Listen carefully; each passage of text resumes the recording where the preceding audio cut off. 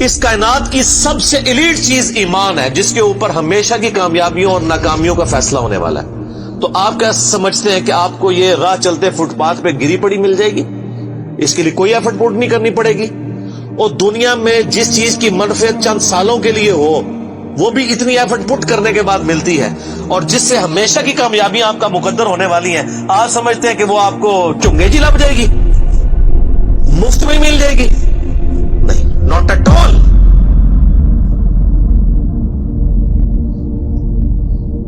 میری وائف نے جب پہلی دفعہ قرآن پڑھا نا شادی کے بعد، میں نے اس کو ایک قرآن کلاس ہوتی تھی رمضان شریف میں، تو میں نے کہا میں بچے وغیرہ میں دیکھوں گا، تم نہ صرف ایک دفعہ قرآن پڑھ لو تاکہ تمہیں پتہ چلے قرآن میں لکھا کیا ہوا ہے۔ قرآن آپ اکیلے بیٹھ کے تو ظاہر ہے اس طرح نہیں ہے، ایک ماحول ہوتا ہے، ایک ڈیکورم ہے، کلاس ہے جس طرح یہاں لوگ بیٹھے ہیں۔ تو رمضان میں پورا قرآن اس نے مکمل کیا نا، تو میں نے اس سے پوچھا تم نے کیا یعنی اس سے حاصل کیا؟ اس نے کہا جی اللہ بہت سخت ہے، اور جس خدا کا تعارف ہمیں ہمارے ماں باپ اور یہ معاشرہ کرواتا ہے وہ خدا نہیں ہے جو قرآن میں ہے۔ اللہ تو اپنے معاملات میں بہت سخت ہے۔ یہ کتاب انذار ہے، تبشیر اور بشارت ان کے لیے جو بات مانتے ہیں، جو نہیں مانتے ہیں ان کے لیے عذاب کا توڑا ہے یہ کتاب، کیونکہ اللہ ہے نا، یہ کائنات اس نے اس لیے بنائی ہے کہ آپ جانوروں کی طرح کھائیں پیئیں، اولاد پیدا کریں اور مر جائیں۔ انسان کو اس نے اپنے لیے پیدا کیا ہے، پوری کائنات انسان کے لیے اور انسان کو اپنے لیے۔ وما خلقت الجن والانس الا لیعبدون۔ اچھا یہ جو بات ہے نا، ختم اللہ علی قلوبہم وعلی سمعہم وعلی ابصارہم، مور لگا دی ان کے دلوں پر، کانوں پر، آنکھوں پر، پردہ ڈال دیا، اب عذاب ہی ان کو آئے گا۔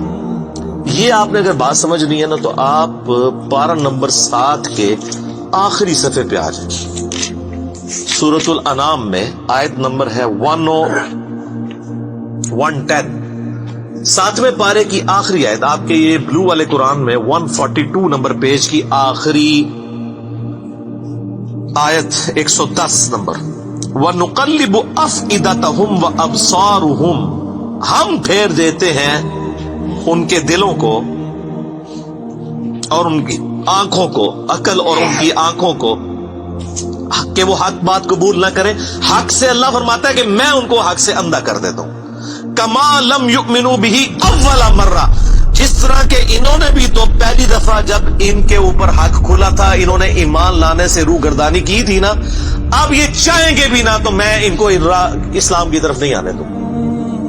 وَنَذَرُهُمْ فِي طُغْيَانِهِمْ يَعْمَهُونَ، اور میں ان کو چھوڑ دوں گا اپنی سرکشی میں بھٹکتے پھرے۔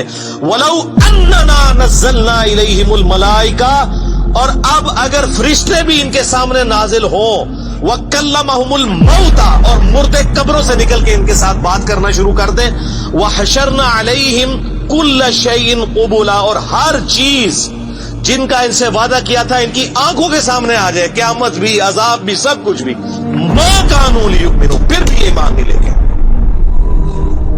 یہ ہے سر کتابوں کا خدا، یہ نانی اماں، دادی اماں اور ماما نہیں ہے، یہ اللہ ہے۔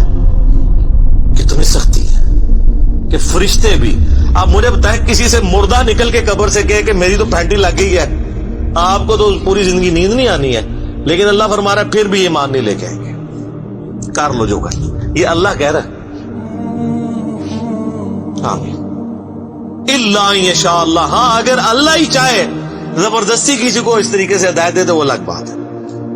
ولکن اکثرهم یجہلون، لیکن اکثر لوگ جہالت کا شکار ہیں، وہ اپنی وشفل تھنکنگز کے اندر، امانیہم جنہیں کہا گیا ہے، وہ ان میں پھر رہے ہیں، پھرتے رہے۔ اللہ تعالیٰ اپنے معاملات میں بہت سخت ہے میرے بھائیوں، اللہ کو سیریس لینے کی ضرورت ہے۔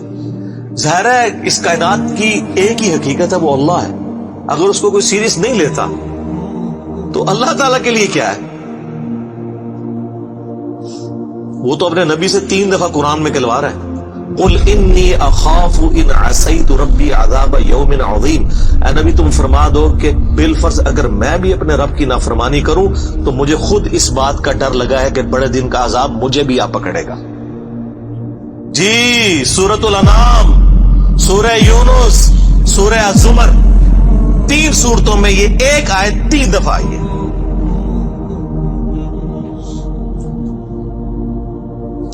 آپ مجھے بتائیں جو آپ کو کہتے ہیں جناب ہم بخشوا لیں گے, ہم اپنے مریدوں کو لے جائیں گے, اور تو گھنگھر نہیں دینا کسی نے ہوتے. تو یہ اس لیے کہ نہ انہوں نے خود قرآن پڑھا ہوا ہے اور نہ آپ کو پڑھنے دیں گے, ورنہ آپ کا دماغ کھل جائے.